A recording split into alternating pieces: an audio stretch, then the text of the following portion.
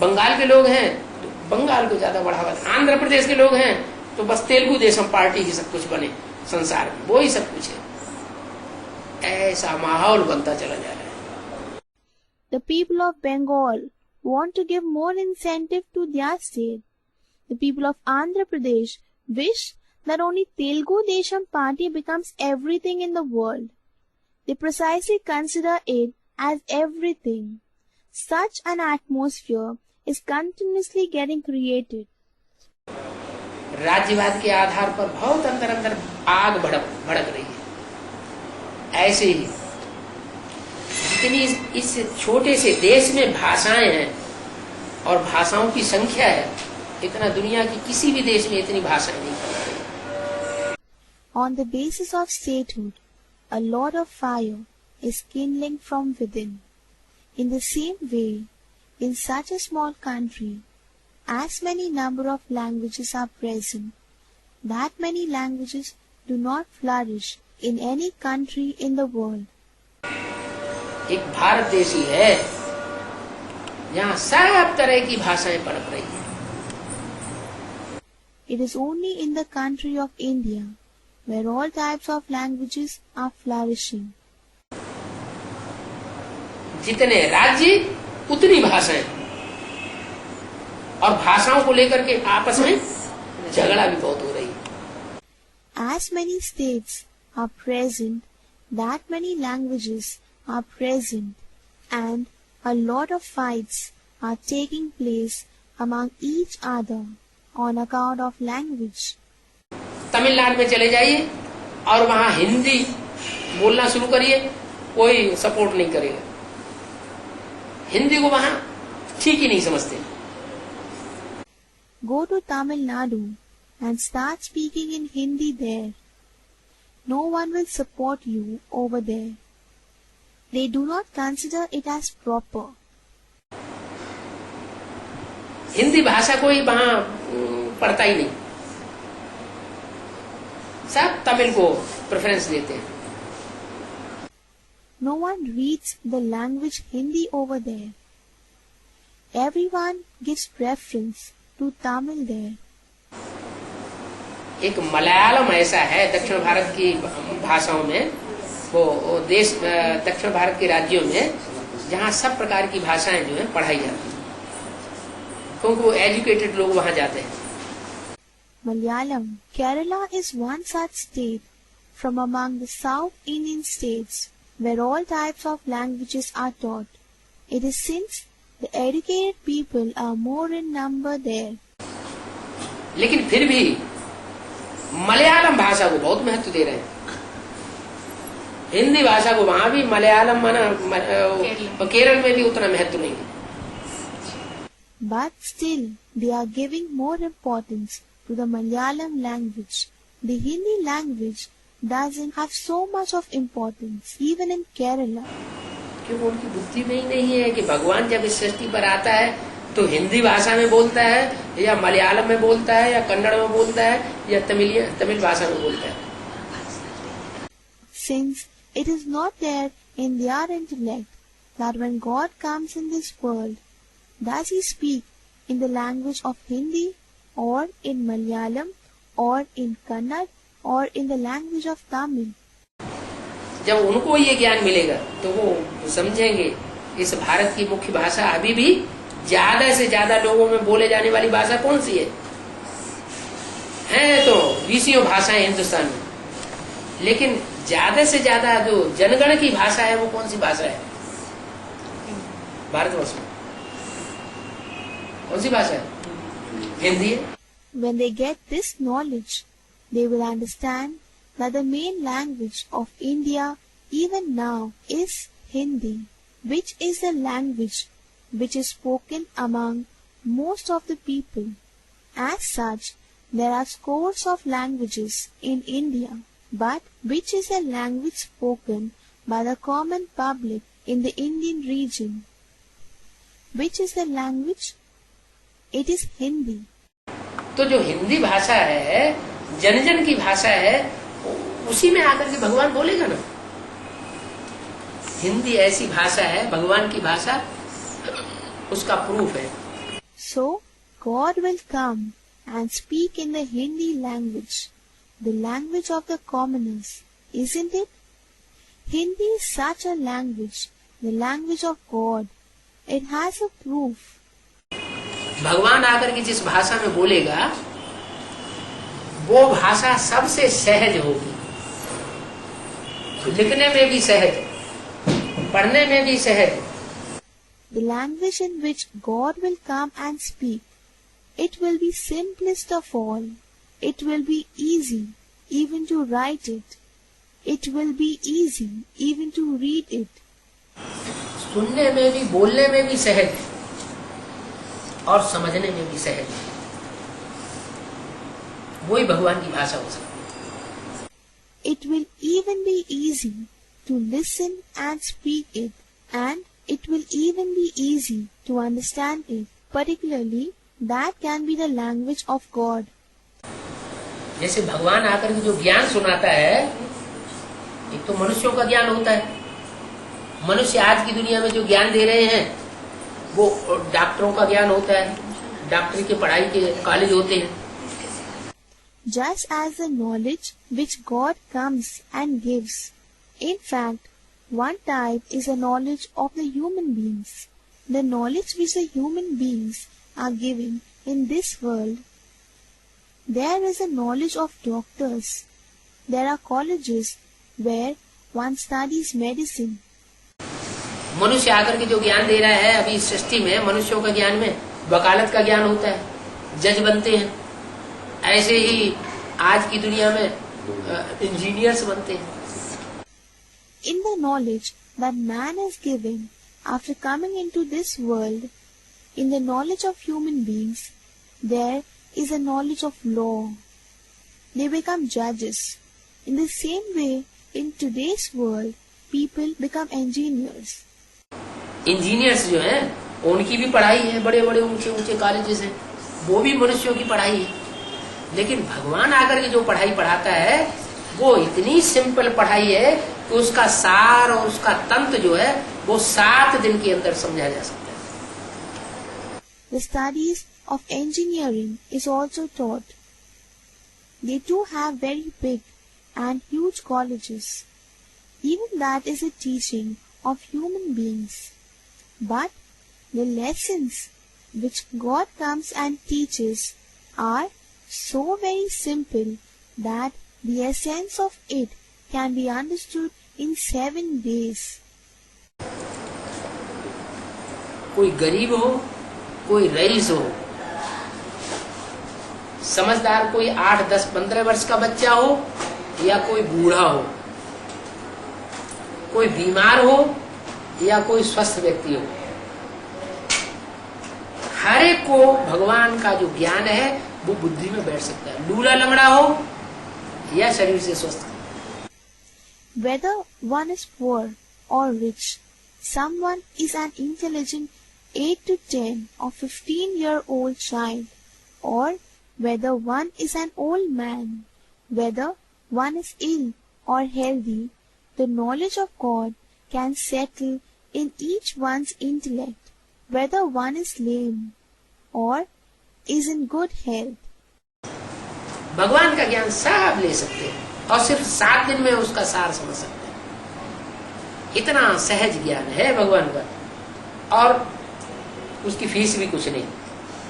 Everyone can take the knowledge of God and can understand its essence just in 7 days. The knowledge of God is so simple and it doesn't at all have fees. भगवान आकर के जो ज्ञान सुनाता है, आचार्य रजनीश की तरह ऐसे शिविर नहीं होते हैं जहां पैसा लिया जाए. अगर पैसा लिया जा रहा है ब्रह्मा कुमारी ईश्वरी विश्वविद्यालय में तो समझ लो वहां वो दूसरे धर्म के जो कन्वर्ट हुई आत्माएं हैं वो वहां घुस गई, इसलिए वो पैसे की मांग नहीं कर रही. In the knowledge which God comes and gives, camps are not kept like that of Acharya Rajneesh, where money is taken. In case if money is being taken in the Brahma Kumari's Godly University, Then consider that the souls who have got converted to different religions have entered there. That's why they are demanding money. अभी भी जो ईश्वर का सत्य ज्ञान है वो जहां कहीं भी दिया जा रहा होगा वहां पैसे की मांगने का कोई सवाल नहीं हो सकता.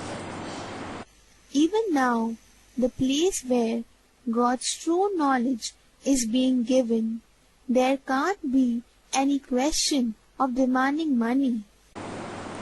क्योंकि भगवान आकर के ज्यादा खर्च नहीं कराता, कम खर्च में बड़े से बड़े धर्म की स्थापना करा देता है. It is since God doesn't come and cause a lot of expenditure. At the minimum expense, He causes the establishment of the biggest religion. एक मुरली में तो यहाँ तक बोला हुआ है, तुम्हारे सनातन धर्म की असली जो स्थापना है उस स्थापना में 50 लाख भी खर्च नहीं होता. In one murli, it has been said to this extent that in the real establishment of your Sanatan religion, even 50 lakhs is not spent. इतना सस्ता है ये धर्म की धारणा है और इतनी ऊंची पढ़ाई है जिसे ईश्वर की पढ़ाई कहा जाता है, इसलिए इसका नाम दिया है गॉडली पढ़ाई. The conceptions of this religion are so cheap, and it is such a superior studies that is known as godly studies. That is why it has been named godly studies.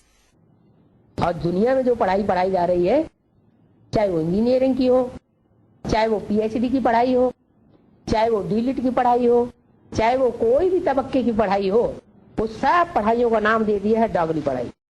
Whereas the studies that are taught in the world, whether it is the study of engineering or whether it is a study of PhD or whether it is a study of DLIT, whichever level of study it may be, all those studies have been named as dogly studies.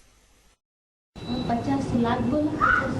50 lakh 50 lakh भी खर्चा नहीं है. उतना भी खर्चा नहीं जो असली धर्म की स्थापना होती है. माना असली जो संगठन बनना है उसमें 50 लाख भी खर्चा नहीं होता. Someone asked, did you say 50 lakhs or 50 crores? 50 lakhs. Even 50 lakhs will not be spent. Even that much won't be spent in the establishment of the real religion. It means that in the making of the real gathering, even that much will not be spent. तो मुरली में बोला है, मुरली का वाक्य बोल रहा हूँ, जो ब्रह्मा के मुख से मुरली बोली है उसकी बात बता रहा हूँ. अभी तो ब्रह्मा कुमारी आश्रम में जो एक एक सेंटर बनाया जा रहा है, एक एक बड़ा हॉल बनाया जा रहा है, उसी में करोड़ों रुपया खर्च हो रहे हैं. It has been said so in the Murli. I am telling the version of the Murli. The Murli that was narrated through the mouth of Brahma. I am quoting that.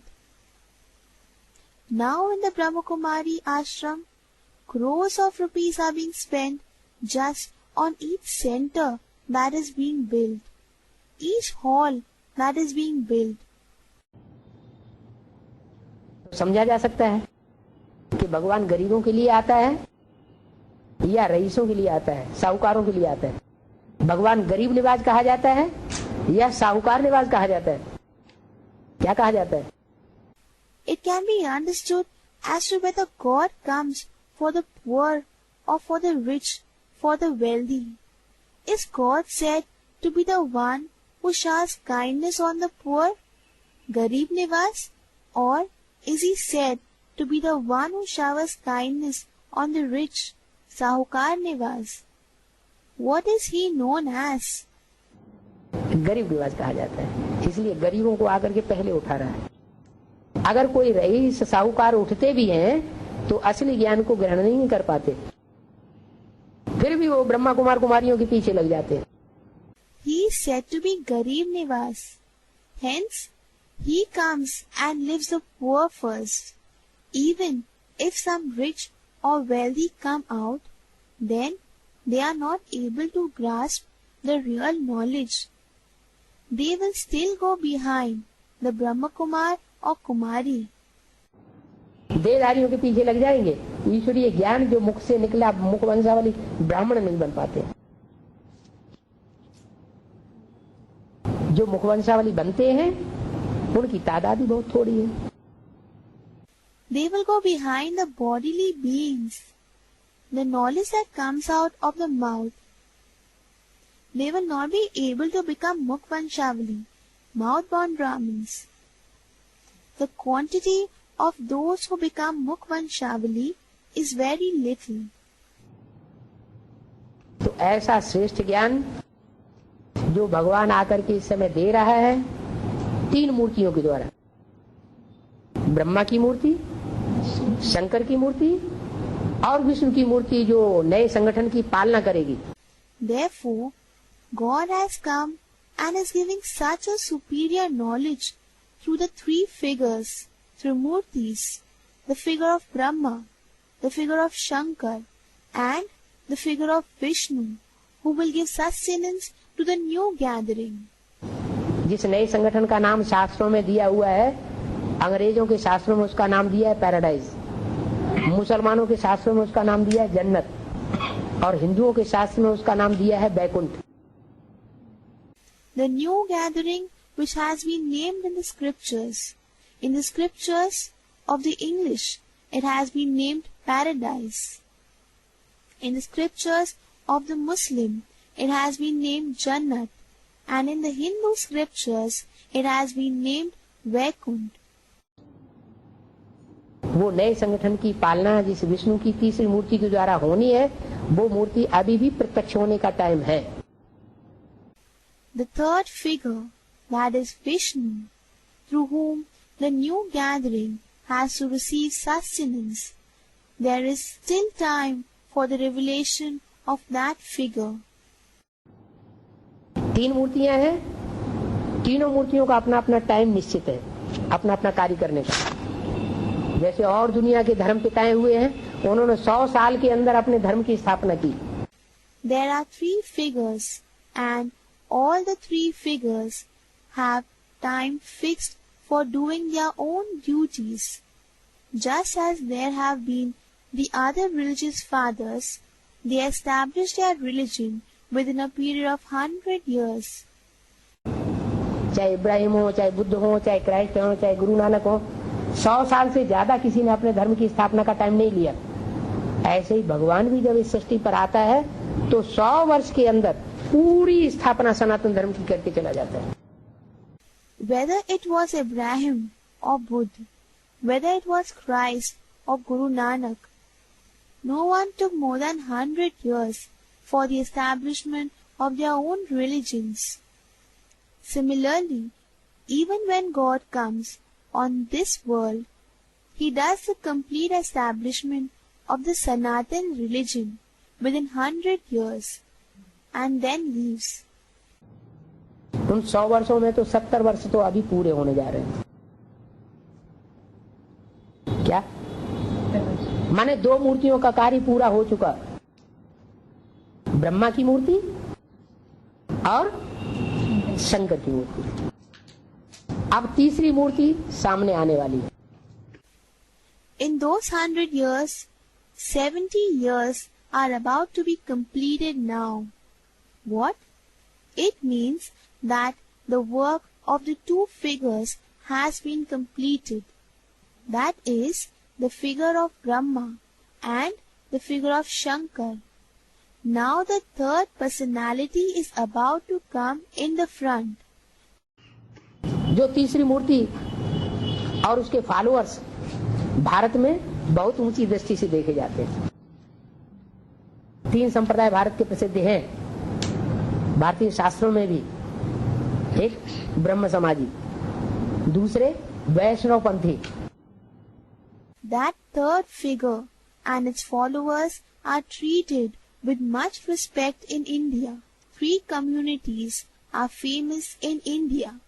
Even in the Indian scriptures, one is a Brahma Samaji, the second is a Vaishnav Panthi.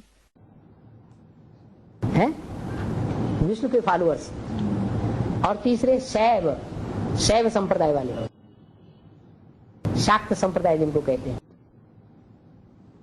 ये तीनों प्रकार की मूर्तियां जो हैं अभी practical में कार्य कर रही हैं। The followers of Vishnu and the third are the Shaiv, those of the Shaiv community who are known as the Shakt community.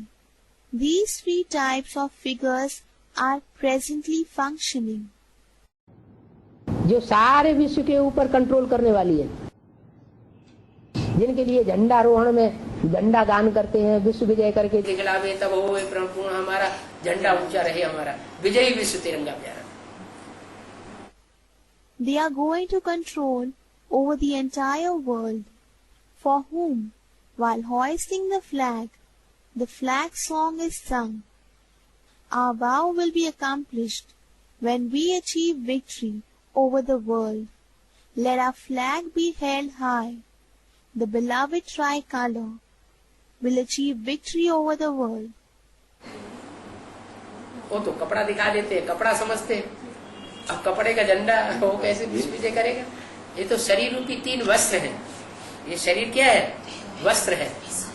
इन वस्त्रों, शरीर रूपी वस्त्र को आत्मा धारण करने वाली है। They show the flag made up of cloth.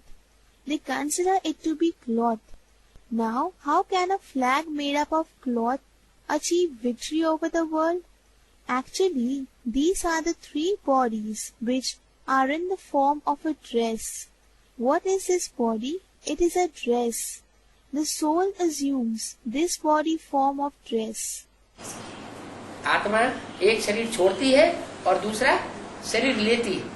जैसे कोई एक कपड़ा बदलता है और दूसरा कपड़ा पहन लेता है। जैसे रंगमंच होता है तो एक ही व्यक्ति जो है 4 पार्ट बजाता है।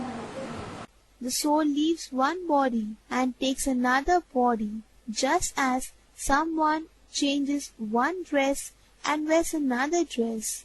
Just like in a theatre, a single person plays 4 roles. एक तरह के कपड़ा पहनता है तो एक पार्टधारी, दूसरे तरह का कपड़ा पहनता है तो दूसरा पार्टधारी, तीसरे तरह का कपड़ा पहनता है तो तीसरा पार्टधारी। ऐसे ही ये आत्मा भी पार्टधारी है जन्म जन्मांतर। When he wears one type of dress, he is one type of actor. When he wears another type of dress, he is another actor. When he wears a third type of dress, he becomes the third actor. Similarly, even the soul is an actor of numerous births. तो ये 3 शरीर रूपी वस्त्र हैं, ब्रह्मा, विष्णु और शंकर। तीनों वस्त्रों का कार्य अभी प्रैक्टिकल में चल रहा है और किसी युग में भगवान नहीं आता। Well, these are the 3 body form of dress: Brahma, Vishnu and Shankar. The task of all the 3 dresses is practically going on now. God doesn't come in any other age. त्रिमूर्ति सेवक 3 मूर्तियों को लेकर के सिर्फ कलयुग के अंत में जब एटम बम बन जाते हैं, इस पुरानी सृष्टि का विनाश होना होता है, तब ही आता है।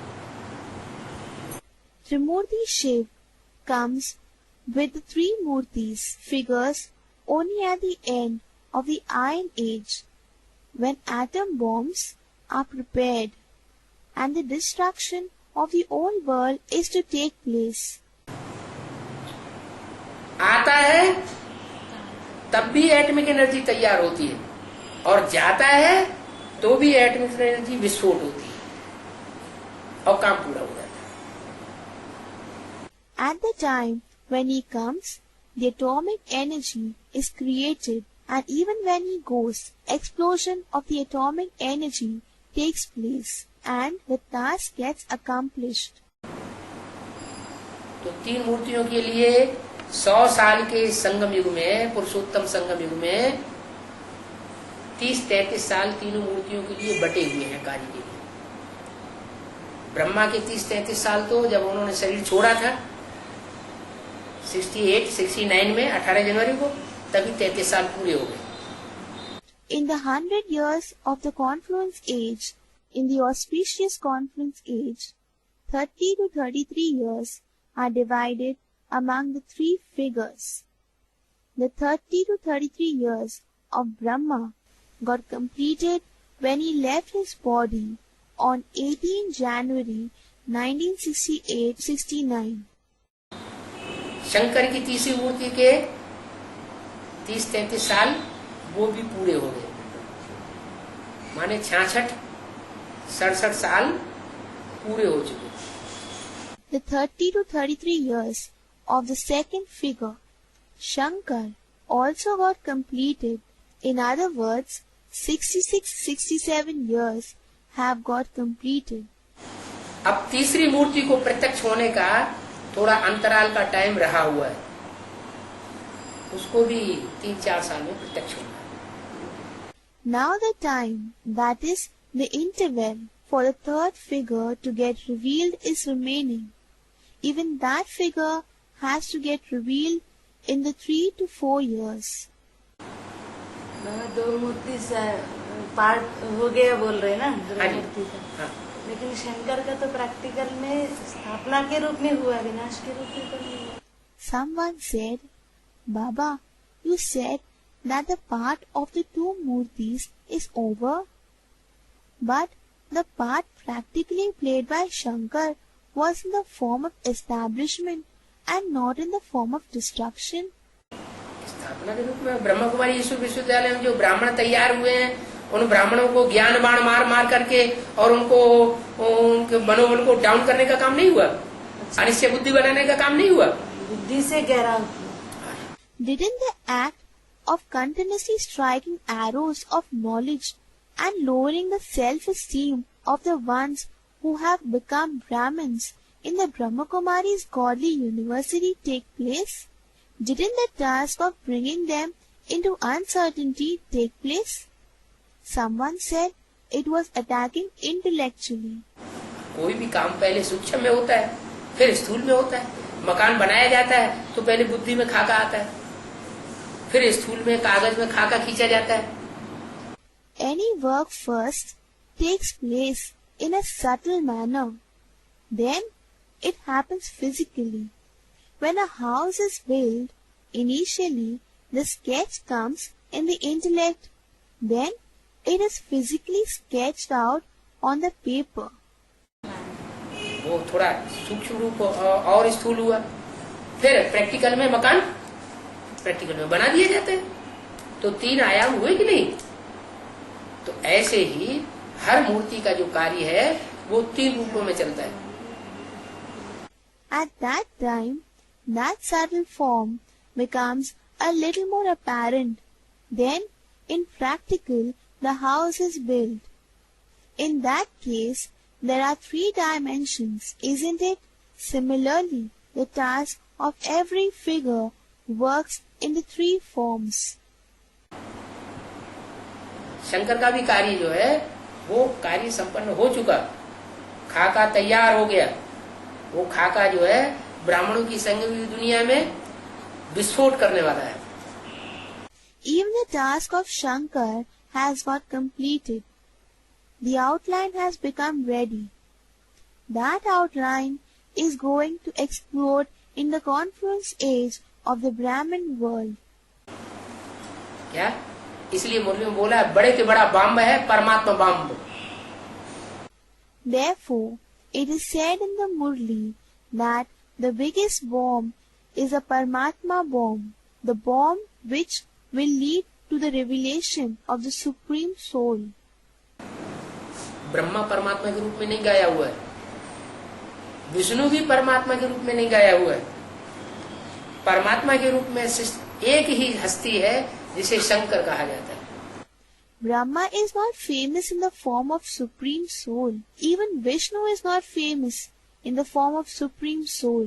There is only one personality who is famous in the form of Paramatma, the Supreme Soul, who is known as Shankar. जिसका आदि और अंत नहीं है।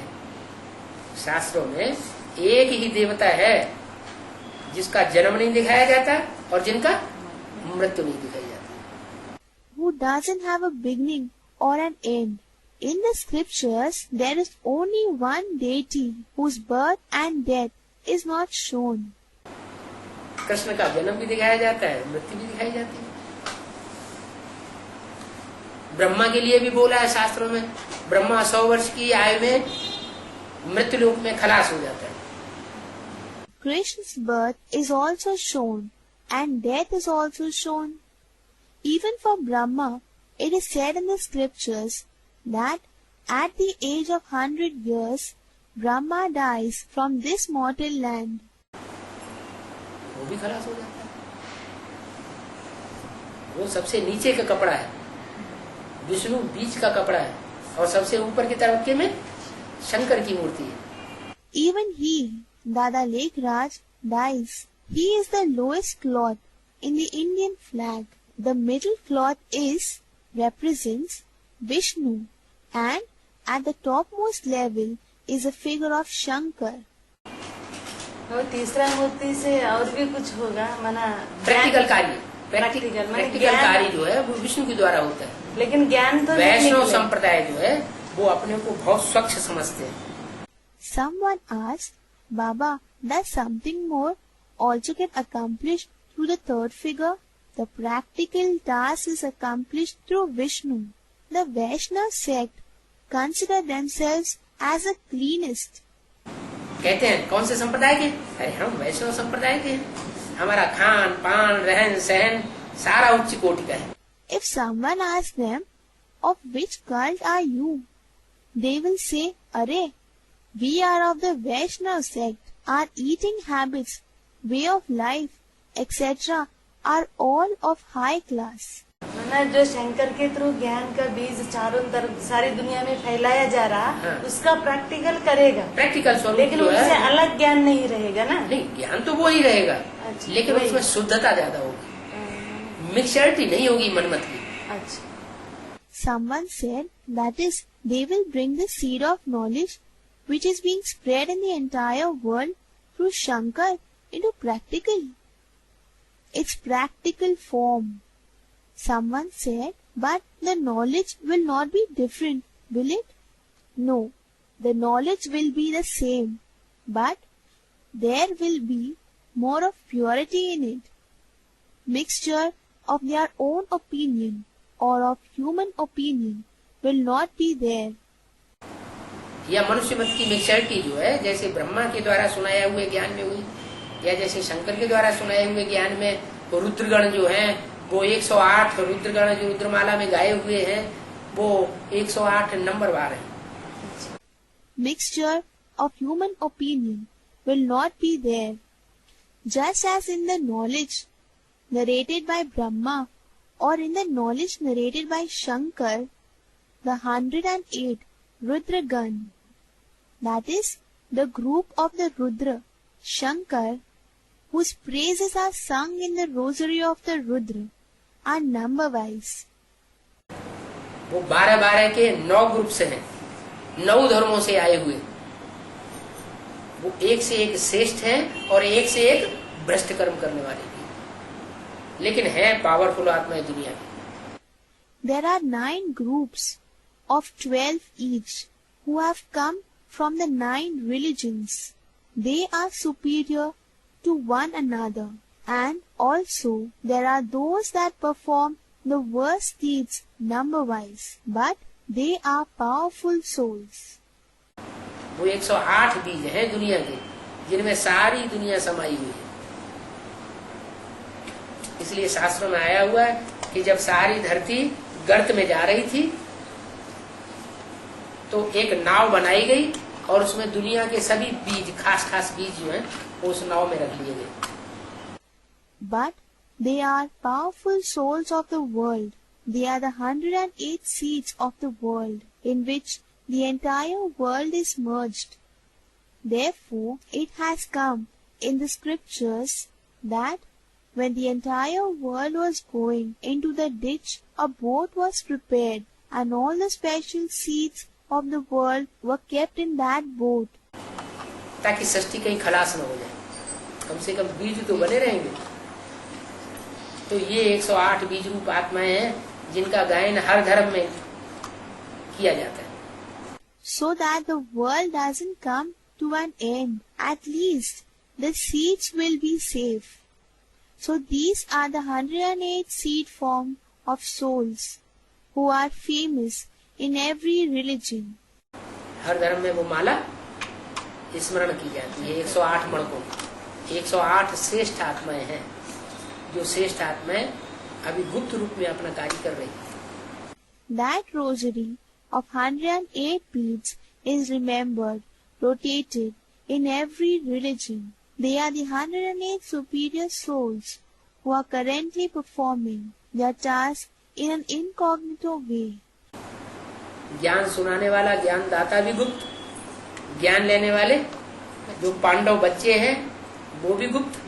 उनका धान, पद, मान, मर्तबा, दान धर्म जो भी कर रहे हैं वो शायद इस समय गुप्त रूप में चल रहे हैं। The giver of knowledge or narrates the knowledge is also incognito. The Pandav children who take the knowledge are also incognito. Their donations, posts, status, position, their offerings and whatever they are donating are all going on in an incognito form. गुप्त में ज्यादा ताकत होती है। चीज प्रत्यक्ष हो जाती है तो उसमें ज्यादा ताकत नहीं होती। इसलिए शास्त्रों में भी लिखा हुआ है, तुलसीदास ने, जोग जुगुत जब मंत्र प्रवाहु और फल ही तबह जब करिए दुराऊ। उसको जितना हम गुप्त रखेंगे उतना ज्यादा उसमें ताकत रहेगी। That what is incognito has more power in it, and that what gets revealed doesn't have power. Therefore, it is also written in the scriptures by Tulsidas. जोग जुगुत जब मंत्र प्रवाहु और फल ही तबह जब करिए दुराऊ। The effects of yoga, that is remembrance, yukti, that is tacts, tap, that is penance, mantra, that is chanting, will bring out fruits only when they are done incognito. As much incognito we keep it, that much power it does have. दान है, हम दान करें। आजकल लोग क्या करते हैं, दान करते हैं और दूसरी तरफ प्लेट लगवा देते हैं, हमने इतना दान किया। तो वो नई दुनिया की स्थापना नहीं कर सकता वो दान। One has something to donate, and if they donate it, nowadays what do people do? On one side they donate, and on the other side they hang a plate. We have donated so much. That donation can't establish a new world. वो अल्पकाल का सुख देगा दुनिया को, सदा काल का सुख नहीं दे सकता। ईश्वर आकर के जो हमें दान करना सिखाता है वो ऐसा दान करना सिखाता है जो सिर्फ ईश्वर को ही दिया जाए, ईश्वर ही लेने वाला हो, और उसके जो फर्स्ट क्लास बच्चे हैं वो ही उसको देते हैं। It will give temporary happiness to the world. It can't give everlasting happiness. The donation which God comes and teaches us is such that it should be particularly given to God, and God is the one who takes it, and particularly it is His first class children who give it to Him. इसलिए भक्ति मार्ग में ईश्वर अर्पण ईश्वर अर्पण कहते हैं, लेकिन करते किसको है? करते तो पापियों को है। Someone said, therefore it is said in the path of devotion, Ishwar Arpanam, making an offering to God. They say Ishwar Arpanam, but whom do they offer? They in fact donate to the sinful people. भिखारी लोग आते हैं या साधु सन्यासी दरवाजे पे आते हैं तो दे दिया। अब वो बाहर जाकर के चाहे शराब पीते हो, कौन देखता है, और पीते ही है। भीख मांगने वाले ज्यादातर आज की दुनिया में सारे ऐसे ही हैं। When the beggars come, or when the saints and ascetics come to the doorstep, they offer something to them. Then, in case if they go and drink alcohol, who sees that? And it is sure that they drink. In today's world, the beggars are mostly like that only. भगवान की सृष्टि पर bagger के रूप में आता है जिसका नाम दिया हुआ है शंकर। भर दे झोली, भर दे। Even God comes in this world in a form of a beggar, whose name is given as Shankar. Fill our bag, fill our bag. मांगना सिखाता नहीं है, खुद मांगता भी नहीं है, लेकिन नियम ऐसा बताया हुआ है कि इस ईश्वरीय सेवा के कार्य में जो जितना सहयोग करता है वो अपने लिए जन्म जन्मांतर के लिए कर रहा है। He neither teaches to ask, nor does he himself ask. But the rule is that in the task of this godly yajna, as much assistance one gives, he does it for himself, for his numerous births. कोई दूसरे के लिए नहीं कर रहा है या भगवान के लिए कर रहा हूँ, ऐसा भी नहीं, क्योंकि भगवान तो निराकार है, वो परम धाम में तो ले नहीं जाएगा, वो तो निराकारी लोक का रहने वाला है। He doesn't do it for someone else, or it isn't even so that he does it for God, since God is incorporeal, and he will not at all take it to the supreme abode. He is but the resident of the incorporeal land. वो इस सृष्टि पर जिन हस्तियों में आता है वो खुद ही इतनी पुरुषार्थी है कि एक जन्म में रंक से राजा बनने की उनमें ताकत है। In the personalities in whom he comes in this world, they themselves are such effort makers that they have the power of becoming kings from paupers in one birth itself. जैसे बाबर का मिसाल है, साधारण सिपाही था और साधारण सिपाही से क्या बन गया, भारत का सम्राट बन गया। Just as there is the example of Babur. He was an ordinary soldier, and what did he become from an ordinary soldier? He became the Emperor of India. Victoria का वजीर स्ट्रीट लाइट में बैठ करके पढ़ाई पढ़ता था, पढ़ाई पढ़ करके इतना ऊंचा बन गया कि वो वजीर बन के बैठ गया। विक्टोरिया को भी चला रहा है, ऐसा करो, ऐसा करो, वैसा करो, ऐसे करो। The minister of Queen Victoria used to study in the street light. After studying, he became so great that he became the minister of Victoria. He is even guiding Victoria. Do like this, do like that. तो रामकृष्ण की आत्माएं तो खुद ही इतनी पुरुषार्थी हैं, वो किसी का क्यों लेंगी? उनमें तो खुद ही इतना स्वाभिमान भरा हुआ है, वो किसी से कुछ लेने वाली नहीं है, बल्कि सबको देने वाली। वो बड़ी बड़ी बैंकर्स है। In fact, the souls of Ram and Krishna are themselves such effort makers. Why will they take anything that belongs to others? There is so much of self-esteem filled in them that they are not the ones who will take anything from others. Instead, they are the ones who give others. They are the biggest bankers. लेकिन भगवान के बताए हुए रास्ते पे चल रहे हैं, इसलिए अकेला चना भाड़ नहीं फोड़ सकता। They are walking on the path shown by God. Therefore, अकेला चना भाड़ नहीं फोड़ सकता। means a single person cannot achieve a great task. मना अकेले व्यक्ति की धन संपत्ति से स्वर्ग की दुनिया स्थापन नहीं हो सकती।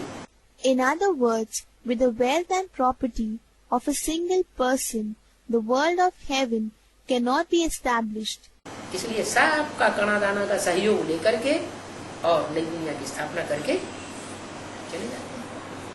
Therefore, by taking the assistance of everyone's penny, he establishes the new world and goes. देवात्मा बनते हैं, नर से नारायण बनते हैं, नारी से लक्ष्मी बनते हैं। Om Shanti. They become deity souls. They become Narayan from a man and Lakshmi from a woman. Om Shanti.